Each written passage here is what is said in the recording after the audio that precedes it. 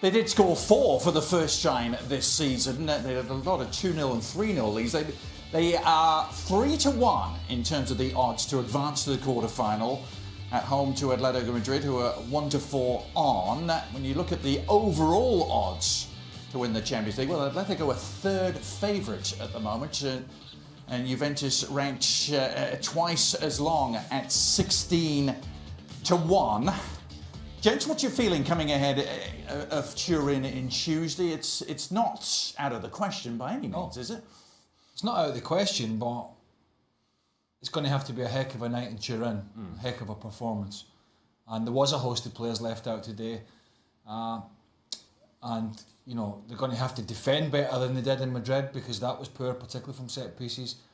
And they're going to have to break down one of the most organised teams of the last decade of European football, without a shadow of a doubt. And so I suppose a big night for Ronaldo is needed again, and ultimately that's why he's gone to this club, to take them over the line again in the Champions League. Ali, what's your feeling? Well, as I said back after the first leg, and I'll say that now again, if you gave me the choice of all those teams that we just saw in the odds there, including Juventus, and you gave me a choice of what group of players would you want to defend a 2-0 lead away from home, it would be, without a doubt, without any question, Atletico Madrid. They are made for this. They love it.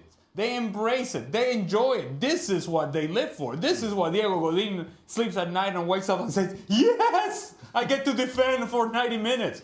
It's what they do best. And I just don't see how Juventus gets around that. They do it very well indeed, Stevie. Can Juventus find a way past? I can't see it. No. I don't see them. Listen, the one thing that Juventus haven't done well recently is keep a clean sheet.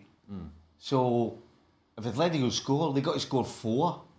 I mean, I don't see them scoring 2, never mind 4. So I just don't see any way. Yes, so far we've had incredible upsets, but I just don't see a third one. Paolo, of course, Ronaldo will be licking his chops, lives for these sort of occasions, doesn't they? These are two teams that have competed in 4 of the last 5 finals. What's your sense of the balance of power in this tie?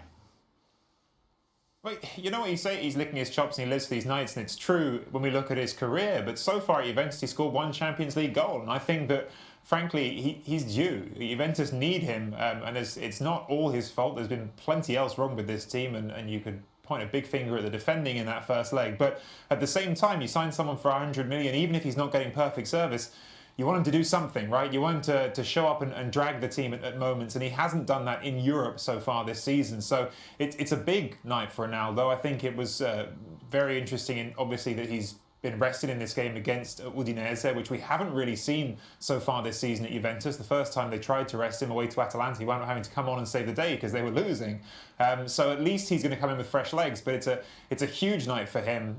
You know, my sense personally is a bit the same as Stevie's. I'm not sold that this Juventus team, the way it's playing, can keep a clean sheet. I think, again, to look at tonight's game, even against Udinese, even in a game they're totally in control of, giving away a cheap goal at the end, and yeah, that's the big risk for me, because if they concede 1, it's going to be a huge hill to climb. Paolo, a huge night for Ronaldo. Is it also a massive night for Max Allegri? Reports of a rift between him and the Juventus president? Yeah, it's certainly an interesting night to see how it pans out afterwards. There's certainly tension there at the moment, and Allegri sort of challenging the board recently and saying, look, you know, if you don't want me here, I can go, and his mentor as well going out and giving having a conversation in the press where he suggested that Allegri's going to leave at the end of the season, whatever happens. I don't think that Juventus, the way they operate, the way the club is set up, that we're likely to witness a situation like we did with Roma, where if Juventus lose, Allegri gets sacked the next day and that's it. I think it's more likely to be resolved one way or another at the end of the season. But there's no question for Allegri that if they don't win this tie, if they don't turn this around, this season has been a failure. It was said at the beginning of the season quite openly by Juventus directors, by players, by Allegri himself. Look, we're going for the Champions League. And again, when you sign Cristiano Ronaldo, you have to be setting your bar higher. And so if they go out, this season has been a failure. That doesn't categorically 100% mean he's gone. I think there's still a possibility that there's a conversation that happens that changes things. But I would certainly weight it heavily towards Allegri going at the end of the season if they lose this game. But it's also possible that he'll go at the end of the season even if they win this game. So I think that's slightly the way the wind's blowing either way, if I'm being absolutely honest. Okay, final words on this Tuchel and Turin for now, and it's the ones you always enjoy. Prediction. Who's going through, Paolo? Can Juventus do it? Exactly as the guys were saying in the studio, they can do it. I just don't think they will. I think Atletico are going to go through. Let's see if they all concur here. Any takers for Juventus? No, thank you. Well, what did I say 2 weeks ago? Can't remember. No, it's too tough. I don't think. Not happening. Well, as a sidebar, by the way, speaking of the other managers, Diego Simeone doesn't get suspended after you're grabbing his private parts and what have you.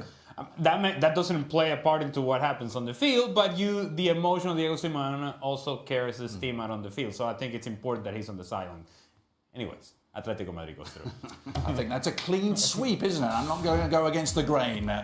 Not at all. Paolo will join Gab and Nina for the Serie A Awesome podcast. A new edition just dropped. It's available on ESPN FC, also on iTunes.